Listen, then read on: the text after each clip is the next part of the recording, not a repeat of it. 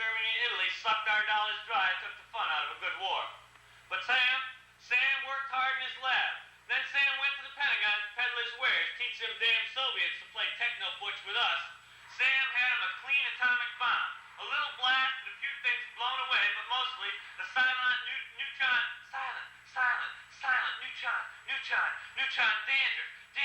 dandruff, more like being gassed and blasted. Nixon fueled the program while selling Pepsi to Moscow and sipping tea with Mao.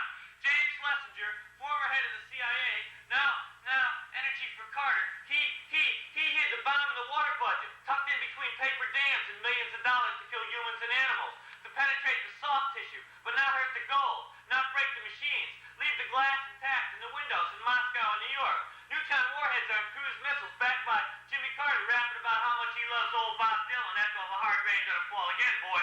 Selling ultimate death threats to NATO. Killing fuckers without hurting one painting. Who cares who's there? Little neutrons don't care.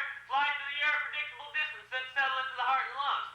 Sam Cohen, yeah, Sam's a good boy, a good old boy. Sam's a family man, a PhD, just earning a living, working for the energy czar, from CIA to White House, rancid peanut butter breath, and he won't quit smiling or announcing work was already underway to develop a non-atomic nuclear trigger like a laser, like a 20 megaton blast within a radius of 4 miles from a direct hit. There is total destruction of life and property. Within a 10-mile radius, most survivors are suffering. Most survivors are suffering from severe radiation burns and multiple injuries which go untreated. Within a 20-mile radius, most other survivors are quickly killed in the uncontrollable firestorm. Or cold, 2/3 of the city's population are annihilated instantly. In the next few days, acute radiation poisoning will kill 20% of those still alive, bringing such devastation that the living will envy the dead. The living will envy the dead. The living will envy the dead. The living will envy the dead. Envy the dead. It's a great opportunity. I mean, I was a salesman once. I was a sailor. I was a bomber. I was in everything. I had design for everything. I designed the bridges. I designed the bombs. And now that it's time for everybody. Right here, we can. What are they worrying about? What are they worrying about? I mean, we need jobs. Well, we can design bombs now. We can design bridges. We can design bombs. We got designs right here. All of them are designs. You know, the bombs is designs for the end of the world. This is enough. This is enough to tell everybody that you can really get to work. And we don't want this to happen to us. No, I don't want this to happen to me. No. So I'm going to get anyway. This is what can happen. There's nothing on the street. See, there's nobody on the street anymore. There's never going to be anybody on the street unless you remember it.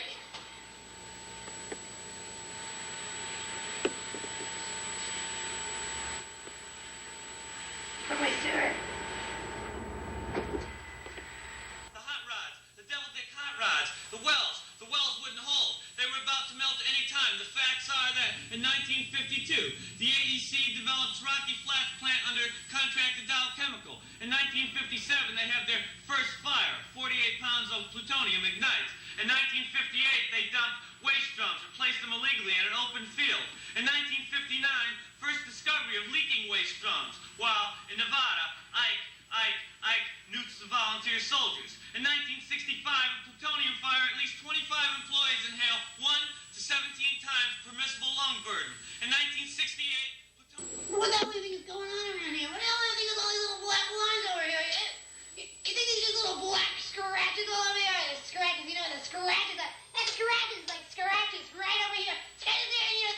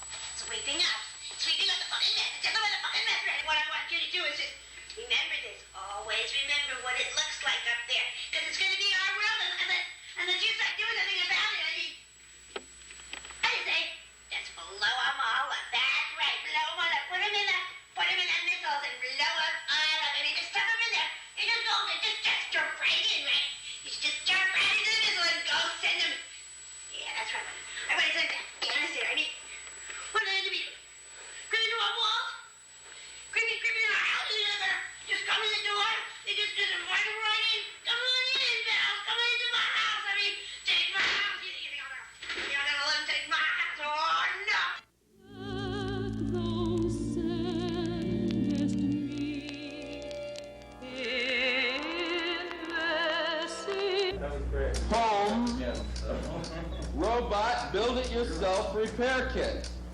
You can replace yourself at work with this new robot repair kit.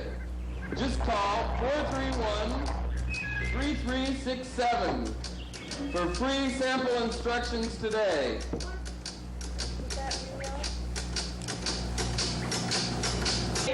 Many years on this smut-stained station.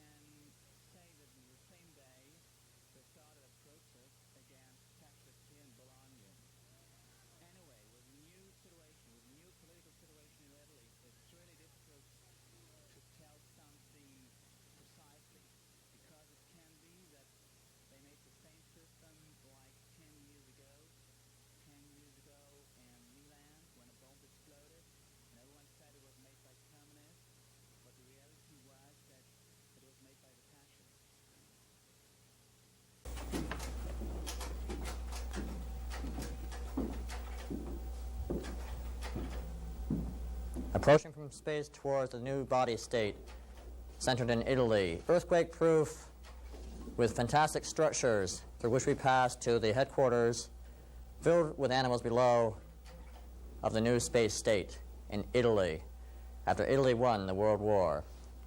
It is 1990.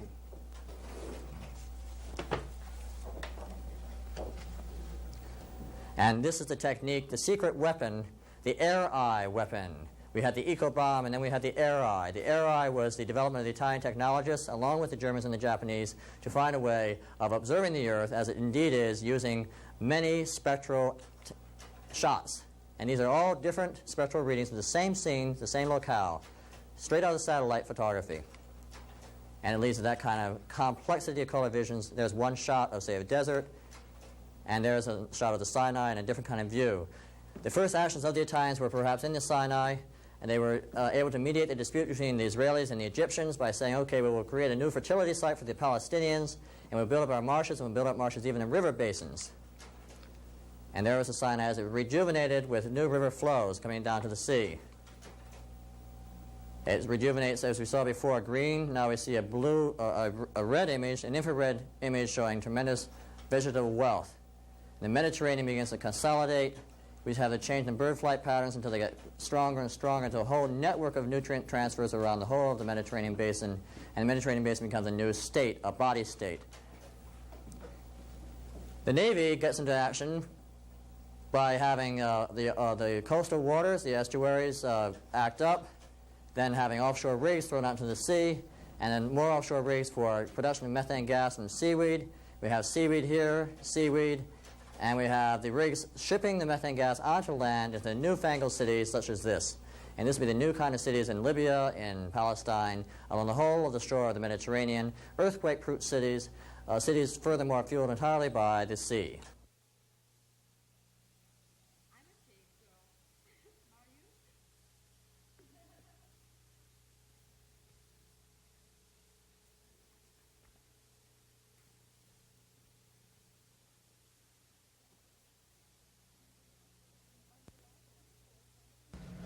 On July 24, 1976, little Fiona Templeton, while on a Girl Scout outing in South Orange, New Jersey, found a strange-looking tape cassette. The tape didn't look like any that she'd ever seen before, and she had a large tape collection.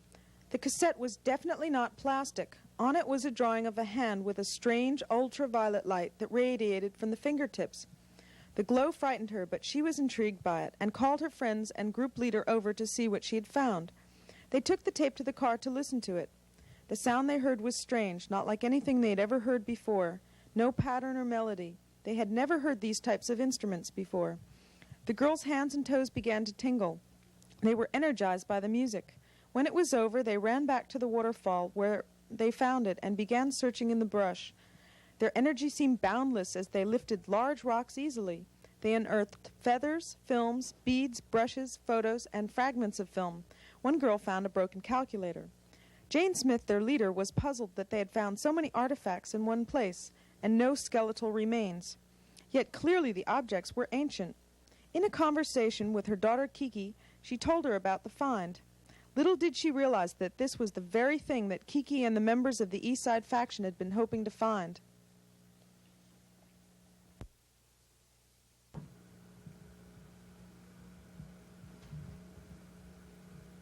Report to the committee.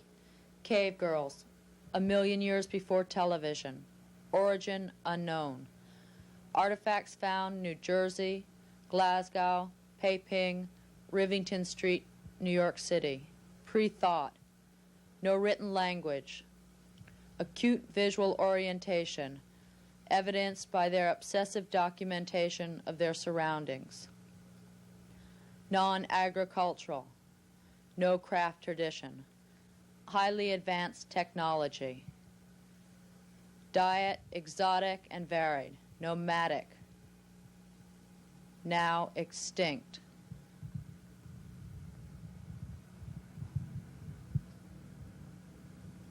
Extinct. No longer in existence. And yet our search continues. Not one skeleton has been found. Where did they go? Was their destination in the High Renaissance? Surely not. Through the centuries, there was no sign, especially not in the bobby soxers of the mid-1950s. Sometime after that, they began to resurface. The media has obscured and suppressed these phenomena from us. There is a growing sense among women that further information about them is a vital necessity. We must find out, know what they knew. Present culture has created a split from them. It has dissipated our sexual power. Everywhere we are harassed on the streets and victimized in our homes. We are split from each other, divided by competition and jealousy. The situation is chaotic.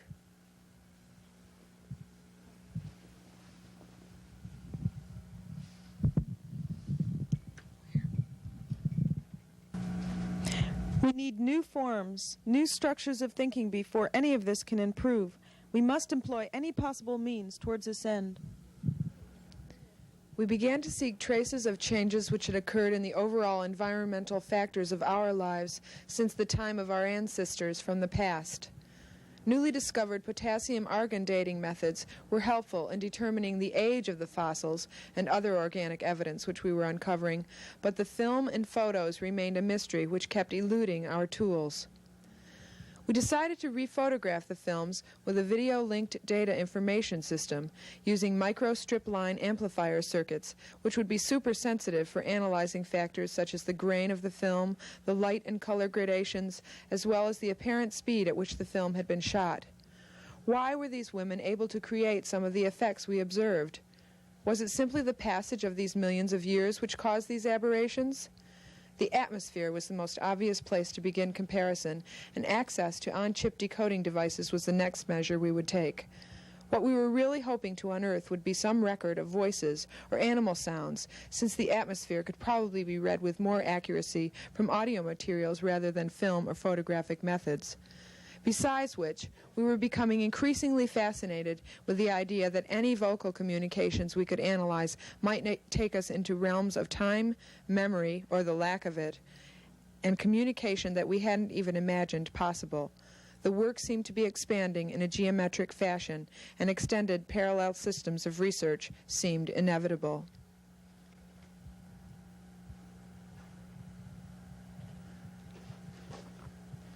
I hear a sound that carries in the distance a drum beat.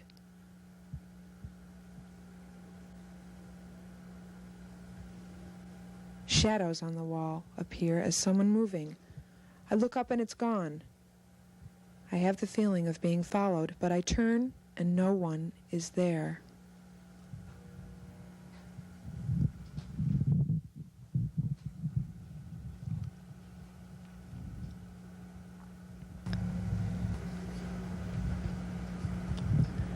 Genetic experiments are underway.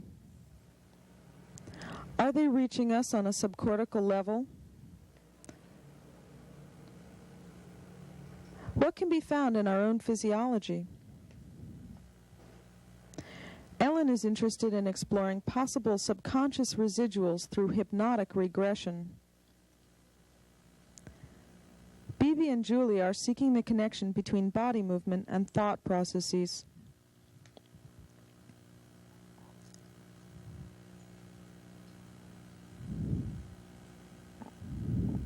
Virginia provides continual percussive stimulation to the group, believing that it causes the secretion of certain chemical substances in the brain.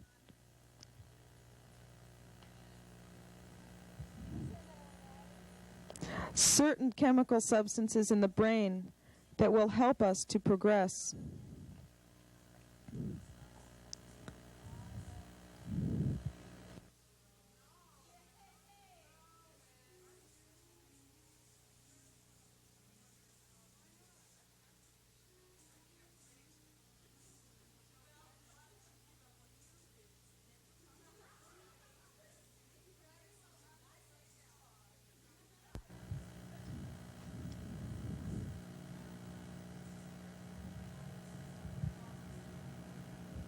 Kiki is convinced that split shifts are needed to increase our output and bring us closer to synchronic time. Marnie reports that the pheromone levels in the group are exceedingly high.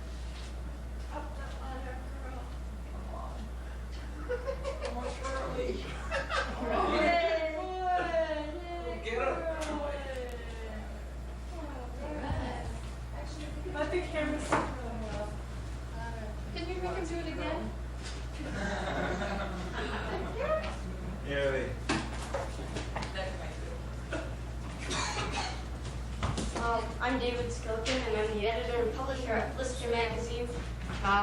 Post office box 511, Orange, New Jersey. 07051 is the zip, and it's a punk magazine. And you send in reviews or articles or anything, everything. You can go print almost anything. If you've got a problem, you can send it to Dear Arnold. He'll help you.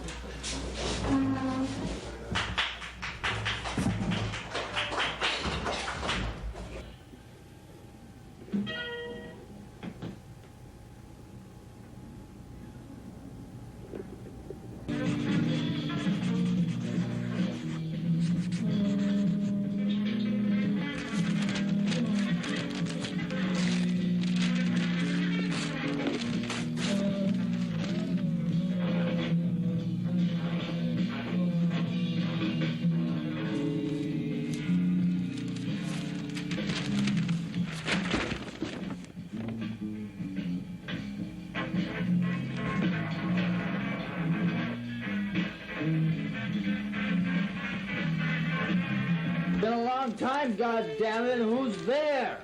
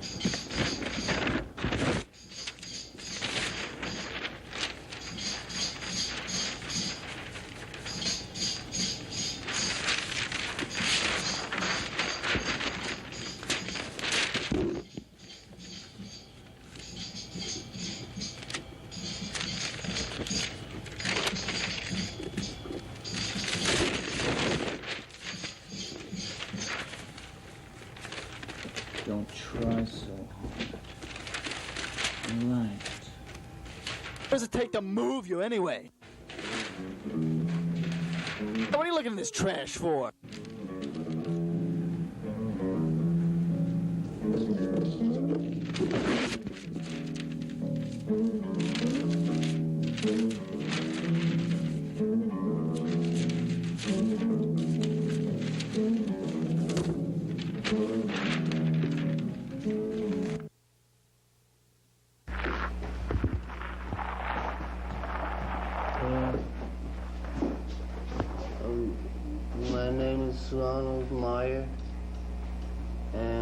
They treated me here before, and I have really bad stomach disease. You don't have any chair for me, or what? Do I have to stand? It really hurts. Excuse me, sir. What? My name is Ronald Meyer. Go to your files. Meyer. They told me I'm dying, and Meyer. You have to operate me. Oh, come on. You don't have a chair for me, or what is that? Just a moment, Mr. Myers. I have your bill here. You have a bill for me? Yes. You didn't do anything for me by You now. owe the Beth Israel Medical Center $17,632. Are you crazy? What for? They did nothing. They rolled me around beds. Room and board, they rolled me around bed. I had to sleep in the aisles, man. For 17 days. What, for 17 days? It was 16 days. Intensive care, 8 days. Oh, God. $3,392. I want... They told me they operate me today. Laboratory, $4,960.90. I can't believe it. X-ray diagnostic, $1,548. You don't have to X-ray me. You can already look through me. CAT I'm scan, really dying. $130.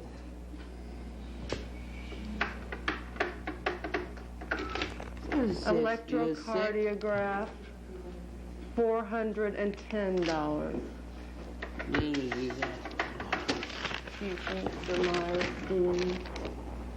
Oxygen therapy, $119. Oxygen. I never get oxygen.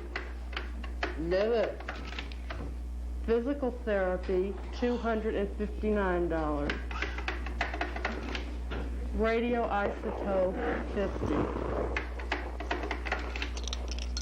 Pharmacy, $2,334.02.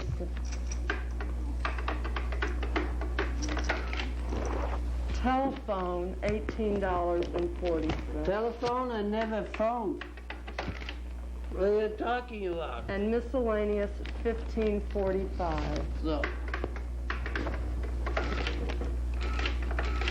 That brings your total to $17,332.77. Okay. This bill will have to be paid in cash before you maybe further treatment. Are you crazy?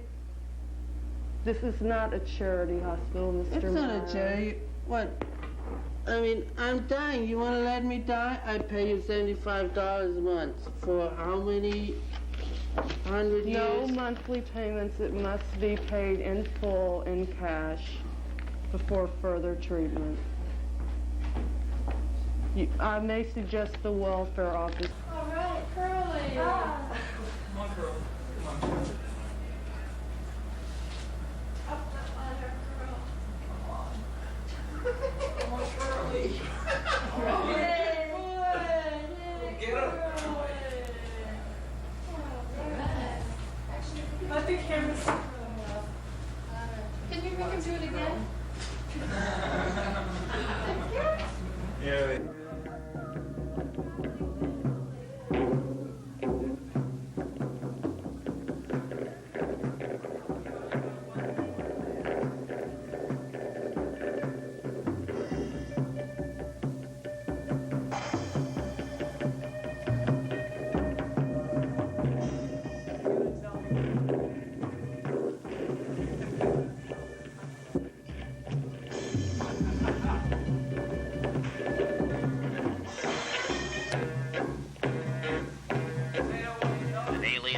Hypnosis, a broadcast through a television set, and some teenage partygoers are seized by an apparition, or a mere sectarian squabble among a band of dreamy-eyed anarchists.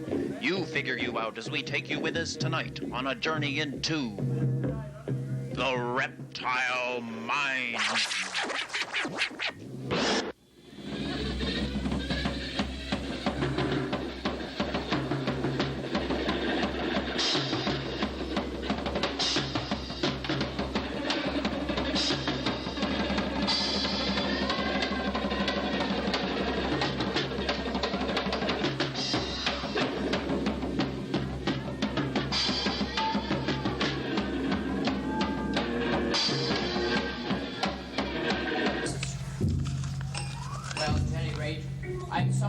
Afraid of this phenomenon known as the Perrogen effect.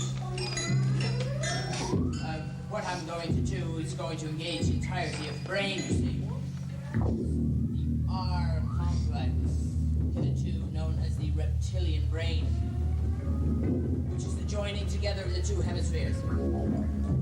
And it is not apparently involved in this effect, or at any rate, it has been resistant to my attempts up until this point. I'm feeling all right, Revo. Revo, would you like me to make you something? Would you like a drink or something? No, it's fine, Professor. Indeed, the work is going well. We've established communications with the Polish groups, and we're presenting this new organizational form of theirs to the American communications industry, trade, and labor groups this evening. I trust that we can finally begin to open the first fissures in political alliances of trade and labor groups in this country. we can begin to build economic microstructures on an anarchist model. American labor groups are greatly impressed with the Polish struggle. With it, we have our first powerful example of political alliances that we've been striving to change through years of work. No, Professor, the work is going well. I'm almost afraid to say, but I'm deliriously hopeful for the first time in my entire political career. But what's bothering me, Professor, is this recurring flat pain in the side of my brain.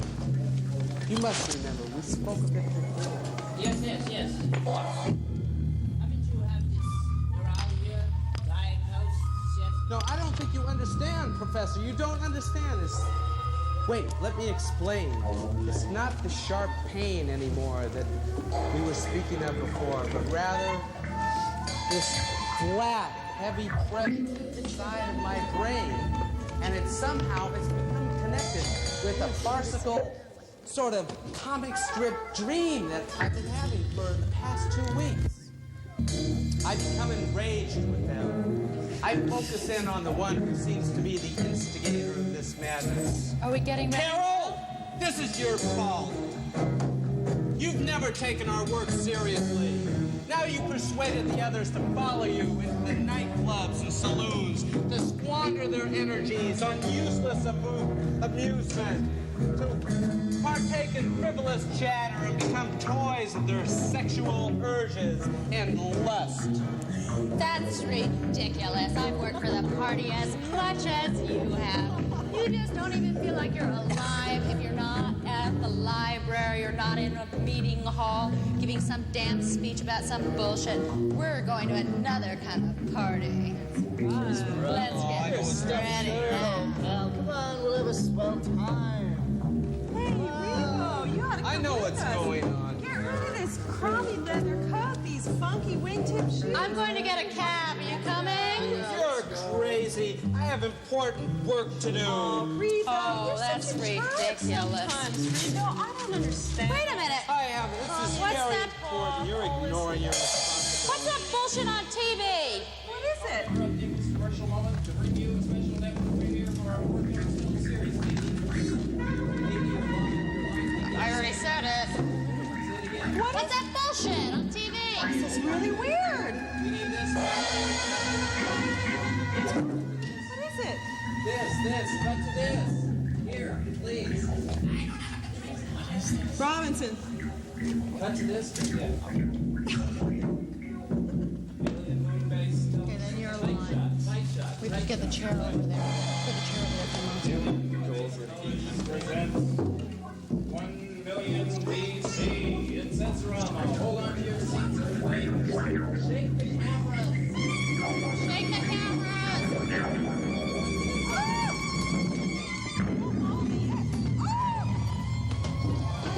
Hold on.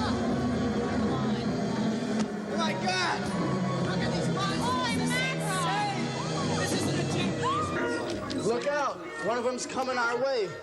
Look, if it comes this way, we'll Look grab out! a He's stick. coming for us. We'll grab a Look stick out. and we'll shove it down the sucker's throat. No, but you can smell us. Oh, help me!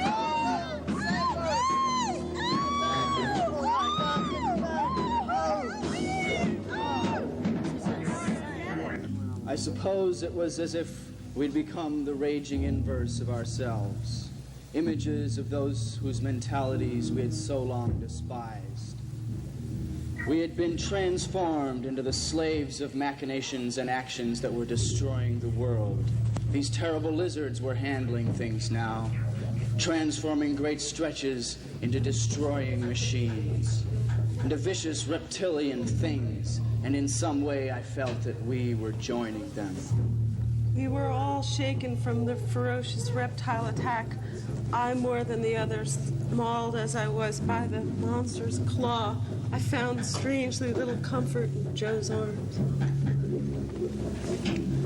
I felt that we'd lost that part of us that had made us a team. Anna had been deeply shaken by the last attack, and we'd try to bandage her wounds, but our will to resist had been sapped.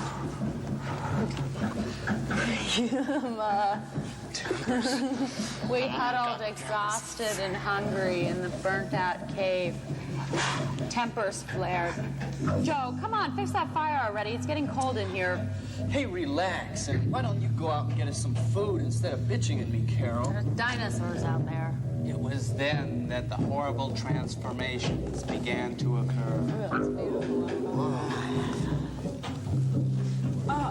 I'm afraid you're all going to have to leave now. This is my place, and you're all going to have to leave. Go away. Go. Anna, you gotta be kidding. You have to leave now. I want to be by myself, and I don't want you here. What are you doing? You have to say that I seem different. Anna, there's dinosaurs out there. I'm sorry, but this place is as much ours as it is yours. Anna, Joe's right. There's monsters outside. And besides, this is all our place now. I'm sorry. You're going to have to leave. Pointless exchange among comrades, caught in a desperate and mind-wrenching situation. I became aware again of the progress of my fingers over the alien console. I again had really no notion of what effect my manipulations were causing.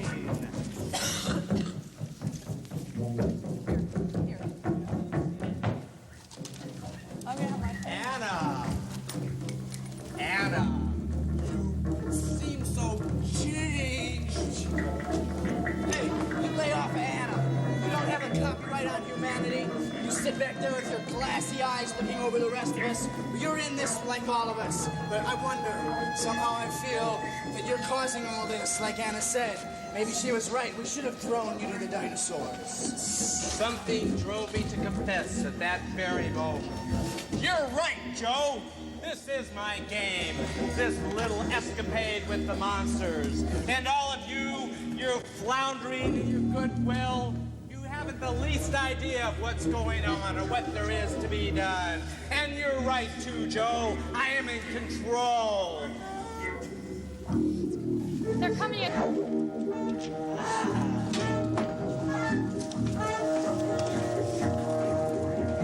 Are you leaving? You can't leave me. We're getting the hell out of here. You can't leave me. I'm leaving too.